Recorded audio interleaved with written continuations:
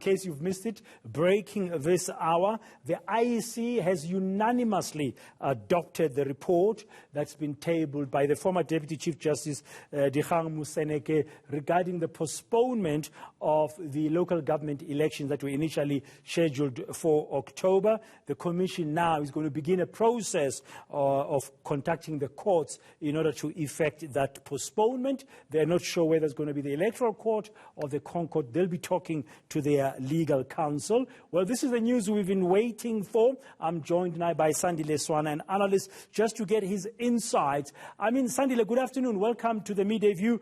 I don't think this was unexpected. We shouldn't be surprised by this decision.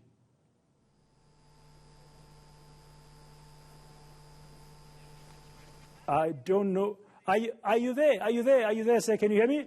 Yes, I'm here, but then I'm here. Yes, you are saying it was not to be unexpected, the decision that they have made. They've made. I don't think there's a surprise there, is there? No, I think we are grateful for it in terms that up to this point, common sense has prevailed.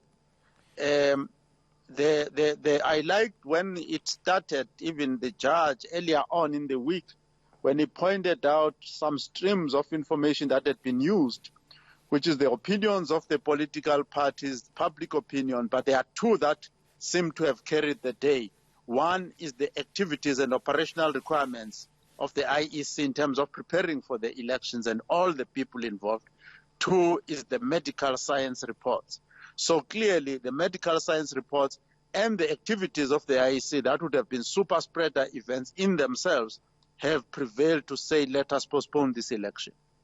Yeah, and I mean, you could hear, even in the chairman, Glenn Machine, in his voice, that they've really been thinking hard and long about it. They've done a lot of consultation as well, and they are really putting top of mind the safety and the lives of those involved in this whole value chain of making any election happen.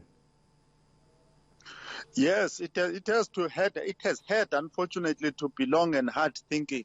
When you remember that the ruling party, which is generally speaking the African National Congress and the DA, both of them were in fact wanting the elections to go ahead. And in many ways, the more well-resourced parties could do well, in fact, even during these conditions of COVID-19, relative to the smaller ones, the Freedom Front Plus, the ACDPs, the EFFs, and so on. So yes, if you have the dominant parties pushing for the election to their advantage, by the way, it would have made the work of the Electoral Commission very hard. Yeah, it must have been very difficult. I mean, how you balance those political self-interests and the interests of the nation and democracy, because some parties were arguing that the regularity of the elections is constitutionally enshrined, and we don't want to affect that. But as you said, there's a lot of common sense that has to come into play here. Earlier, I interviewed the UDM, party official. They were looking as a small party. They were looking forward to the adoption of the former Deputy Chief Justice Dikgang Moseneke's report. And as you say, the bigger parties wouldn't mind having the election in October anyway. Yeah, it's a problem. And I think the judge, Dikgang Moseneke, made it so clear that you cannot have one or the other. You cannot have free and fair elections that are not regular, but you cannot have regular elections that are not free and fair. So the fact that elections must be held every 5 years within a certain period does not say they must be, you must not make considerations of free and fairness of those elections, and vice versa. So that issue, for instance, right now, think about it. You and I who have smartphones and computers can actually register online. The Gogo in Lusikisiki, in Mtubatuba, in Mafikeng, and elsewhere, they cannot register.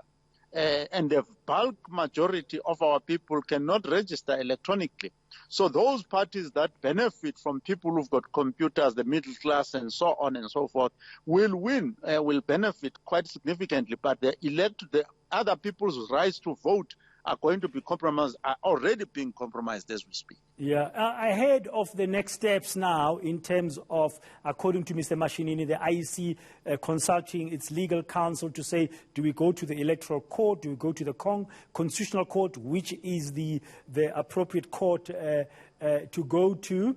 There's a number of legal issues, but I thought the stroke of genius for me was when the former Deputy Chief Justice Dikgang Moseneke said, whatever would happen in this postponement beyond that constitutional 90-day period that's permitted must be treated as a once-off.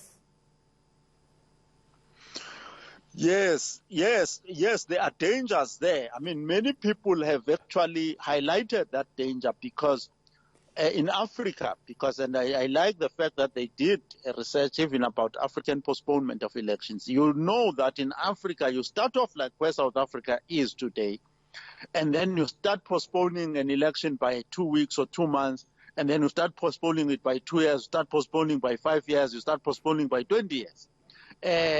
So that is where the judge was coming from, that we must not start and keep this as a habit. Yeah. And he also made it clear that COVID-19 is a temporary arrangement.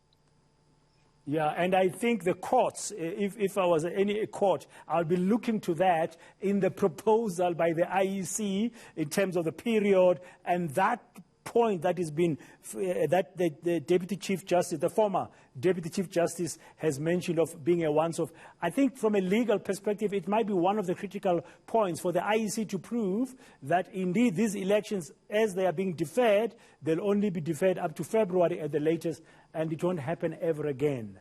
But could we see some people looking at this into the future as a precedent? Yeah, I mean, there's already a precedent because, I mean, if I listened to the judge before today, Judge Moseneke, he was saying that they've applied already about 7 to 8 times already before and postponed, and quite rightfully so, because it's in a pandemic, an international worldwide pandemic. So there is a precedent that on medical grounds and the safety of human beings, you can actually do it. So the Constitutional Court won't have qualms with that. But I think the message, when the judgment comes out, there'll be a strong message coming out to say, do not look for excuses of postponing the regularity of elections. Thank you very much, Sandile Swana, for some of your insights this hour here on the Midday View. There you have it. Now the IEC is going to begin that legal process of applying for that order to postpone the October municipal elections to a later date, not beyond February. We're going to have to wait and see what's going to be happening in the next couple of weeks. I'm sure there's going to be a lot of comments and analysis still to come, and we'll bring it to you here, of course, on eNCA DSTV channel 403.